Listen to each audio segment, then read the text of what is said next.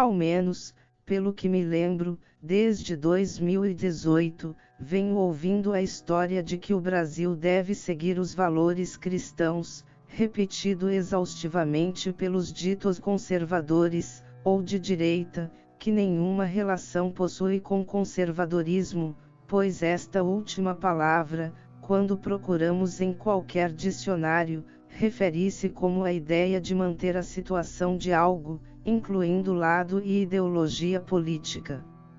Eu mesmo, que participei ativamente de grupos cristãos, digo que o cristianismo é um bom caminho para a vida espiritual, mas não o único.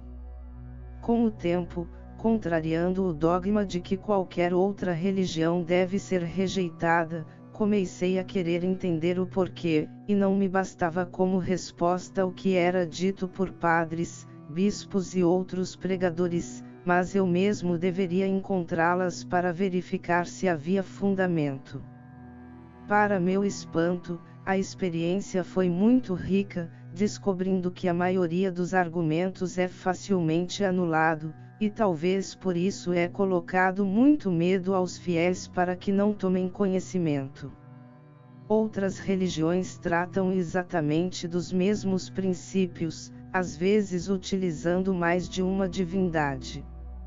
Muitos ensinamentos são tratados da mesma forma, assim como outros são tratados de maneira mais fácil ou mais difícil. O fato é que, quando se começa a estudar outras religiões, independente de sua origem, muitas vezes veremos que elas não se anulam, mas se agregam. Foram inúmeros casos os que a didática utilizada por determinado texto sagrado me fez compreender facilmente certas passagens bíblicas que já tinha lido diversas vezes, mas de maneira completamente superficial. Retornando ao conservadorismo no Brasil, aproveitando que vieram fazendo muito barulho na superfície, fica mais fácil analisar o perfil.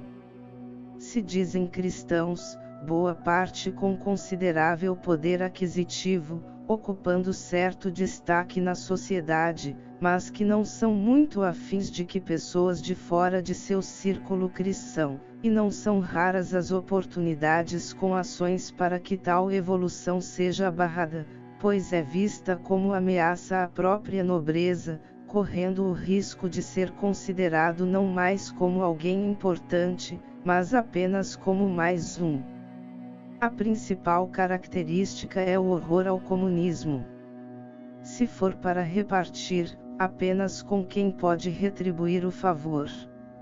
Essa condição só é quebrada quando há enaltecimento social, ou seja, quando alguém vê, e é comum que registros de tais atos de caridade apareçam em periódicos, mesmo que de instituições, e melhor ainda se aparecer na televisão. Também é bastante comum o uso de teorias da conspiração, como uma que aparece sempre, mas que de tempos em tempos ganha força, é a que fala sobre a nova ordem mundial, que às vezes aparecem de mãos dadas com os Illuminatis, afirmando que é a vinda do Anticristo, e que o cristianismo terá fim, e por isso deve ser combatido de todas as formas para se salvar, rejeitando tudo o que é diferente, aguardando o retorno de Jesus. E esse movimento é chamado de cristianismo conservador, que ganhou força no Brasil e que possui, no momento da construção deste vídeo, representantes nos poderes executivo e legislativo da esfera federal. Entretanto, essas características não casam muito bem com o cristianismo. O termo conservador também soa estranho, pois está diferente do que está na Bíblia, o cristianismo original, com seus verdadeiros valores. Assim, é interessante verificar de onde vieram os valores defendidos pelo cristianismo conservador. O cristianismo como o vemos hoje, detentor de riquezas e domínios sobre povos, apenas se deu a partir do século IV, com a aceitação da religião pelos romanos, incluindo posse a territórios.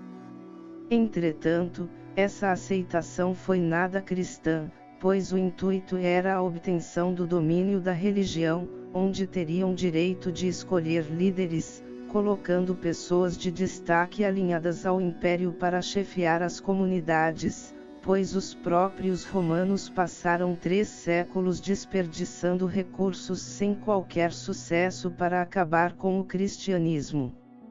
Eles simplesmente ganharam a guerra de forma inteligente. A partir daí, tivemos diversas ocasiões do uso da Igreja Católica, que depois teve várias ramificações, da qual os protestantes atuais também pertencem, e nem pensem em tentar desvencilhar, para a dominação de posses e cultura de povos, como venda de indulgências e artefatos ditos como sagrados, santificações de membros da nobreza e da realeza, desconstrução de honra em situações de recusa de servidão, entre outros. Mas isso tudo pode soar para qualquer um ainda como papo furado. Afinal, tudo isso é contado como fato histórico, que pode ter sido inventado conforme a ideologia de um historiador, de maneira que ficasse como lhe interessava, como já aconteceu diversas vezes. Então vejamos os verdadeiros valores cristãos para verificar se os valores que querem conservar são os mesmos. Na Bíblia, Jesus foi uma pessoa boa, compassiva, agregadora e empoderadora. Sua fala amorosa transmitia diversos ensinamentos, e mostrava que todos eram capazes de fazer coisas que nem imaginavam ser possíveis, bastando apenas acreditar. Ladrões e prostitutas eram tratados como qualquer outra pessoa, ou seja, como filhos do Pai Eterno, como ele era. Do outro lado, tínhamos os fariseus, que discriminavam pessoas, amavam ser reconhecidos, pois se consideravam especiais, e não mediam esforços para tornar a vida dos de fora de seu círculo mais difícil. A conduta dos cristãos conservadores se assemelham mais com a dos fariseus do que com as de Jesus, a quem dizem seguir. O apego aos bens materiais não era condenado, mas era mostrado como impeditivo para alcançar a vida eterna. Pedia que as pessoas que desejassem segui-lo abandonassem suas posses antes, além de dizer que era preferível que partes do corpo que levassem a pecar fossem removidas do que perder a vida eterna. A simbologia nessas passagens, sendo equivalentes ao ensinamento de Buda sobre o apego ser a causa do sofrimento humano. Assim, vemos que o próprio Cristo era nem de longe um conservador, rompendo totalmente com o farisaísmo, prática que entrou no cristianismo pelo Império Romano e que perdura até hoje com os ditos cristãos conservadores. Há nada do verdadeiro cristianismo além do uso de parte das escrituras tidas como sagradas, já que muitos outros livros, que hoje conhecemos como apócrifos, foram deixados de fora por ensinarem mais do que interessava. Ainda vale lembrar que, se realmente o cristianismo original fosse conservador, ainda estaria direcionado apenas aos judeus, onde dificilmente, se você for um cristão neste exato momento, seria. É muito agradável ver que o caráter inclusivo de Jesus seguiu com os apóstolos. Mas, infelizmente, se perdeu na criação do pseudo-cristianismo romano, que dura até hoje, e percebe-se que é interessante a alguns continuar assim. Para choque dos cristãos conservadores, o cristianismo era plenamente comunista. Uma rápida lida do livro dos Atos dos Apóstolos, nos capítulos 2 e 4, há algumas passagens que demonstram isso de maneira clara. E não apenas tudo era comum, mas o acesso às riquezas da comunidade se eram baseadas na necessidade do indivíduo, ou seja, funcionava como um fundo. Aliás, Seria bem interessante esse valor do cristianismo original hoje, em tempos de pandemia, pois as igrejas em geral ajudariam seus fiéis. Desse modo, até o governo federal poderia se beneficiar, com menos pessoas para pagar auxílio. Entretanto, o movimento foi para flexibilizar a reabertura dos templos, pois estava afetando a arrecadação, uma vez que não é necessário ir a esses lugares para acessar a Deus, cujo nosso corpo é seu templo. Imagine o desastre se descobrem por eles mesmos, por intuição ou lendo a Bíblia, que ir a igrejas é algo completamente desnecessário. Quando se fala em comunismo, vem a mesma desculpa de sempre.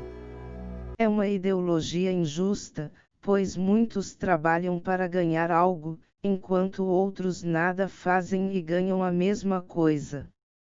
Assim as coisas não funcionam. Porém, como está no primeiro capítulo de Eclesiastes, nada há de novo debaixo do sol, e é claro que situação semelhante já havia acontecido no cristianismo original, causando as mesmas indagações, e que até concordo.